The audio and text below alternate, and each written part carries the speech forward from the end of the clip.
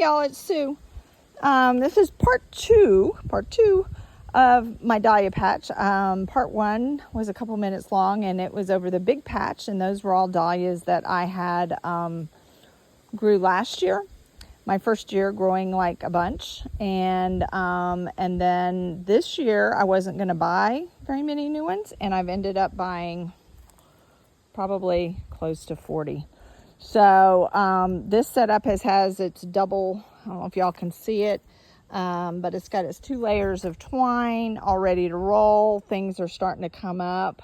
I have at the very far end a couple spaces left for an order coming in.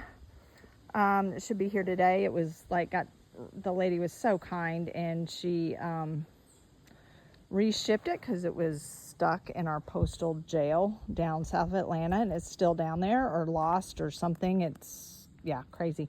But I just wanted to show y'all this. These are my white posts. They're like step-in fence posts that I got at Tractor Supply along with my twine, and I talk about that in the other video. But y'all have a great day.